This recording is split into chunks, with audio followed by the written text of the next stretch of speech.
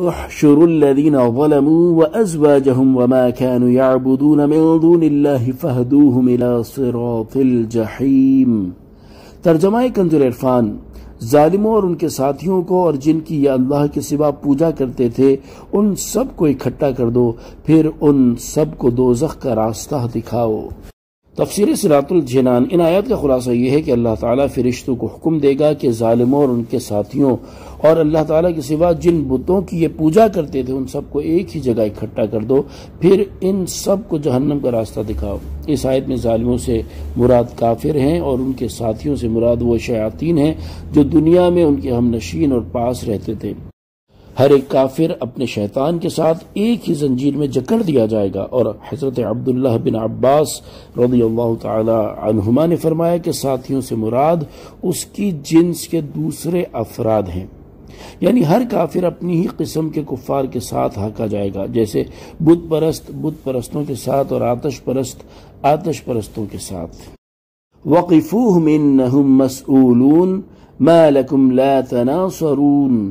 ترجمہ کنز العرفان، اور انہیں ٹھہراؤ، بے شک ان سے پوچھ گچھ کی جائے گی، کہا جائے گا تمہیں کیا ہوا، تم ایک دوسرے کی مدد کیوں نہیں کرتے۔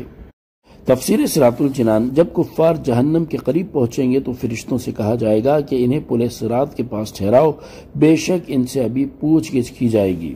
اللہ تبارک و تعالی ارشاد فرماتا ہے ترجمہ کنز العرفان، اور کافروں کو گروہ در گروہ جہنم کی طرف ہانکا جائے گا، یہاں تک کہ جب وہ وہاں پہنچیں گے تو جہنم کے دروازے کھولے جائیں گے اور اس کے دروغہ ان سے کہیں گے کیا تمہارے پاس تمہیں میں سے وہ رسول نہ آئے تھے جو تم پر تمہارے رب کی آیتیں پڑھتے تھے اور تمہیں تمہارے اس دن کی ملاقات سے ڈراتے تھے؟ وہ کہیں گے کیوں نہیں، مگر عذاب کا قول کافروں پر ثابت ہو گیا۔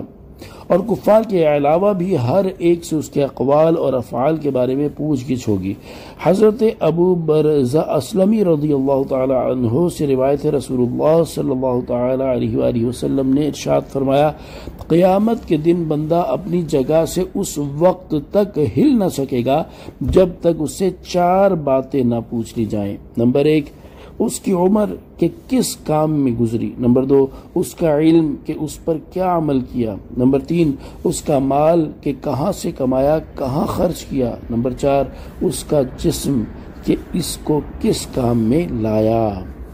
حضرت انس رضی اللہ تعالی عنہ سے روایت حضور اقدس صلی اللہ تعالی علیہ وآلہ وسلم نے ارشاد فرمایا، جس بلانے والے نے کسی چیز یعنی شرک اور گناہ کی طرف بلایا ہوگا تو قیامت کے دن وہ ٹھہرا رہے گا اور اس چیز سے چمٹا ہوگا اور اس سے جدا نہ ہوگا اگرچہ ایک ہی آدمی کو بلایا ہو۔ پھر آپ نے یہ آیات مبارکہ تلاوت فرمائی، وَقِفُوهُمْ إِنَّهُمْ مَسْئُولُونَ مَا لَكُمْ لَا تَنَاصَرُونَ۔ لہذا ان روایات کو سامنے رکھتے ہوئے مسلمانوں کو بھی اپنے اقوال اور اعمال کے بارے میں ہونے والی پوچھ گچھ کے بارے میں فکر کرنی چاہیے اور کسی بھی صورت اس حوالے سے غفلت کا شکار نہیں ہونا چاہیے۔ اللہ تعالی ہمیں دنیا کی زندگی میں ہی اپنے اخروی حساب اور سوالات کی تیاری کرنے کی توفیق عطا فرمائے، آمین بجاہ النبی الامین صلی اللہ تعالی علیہ وآلہ وسلم۔ صلو علی الحبیب صلی اللہ تعالی علی محمد صلی اللہ تعالی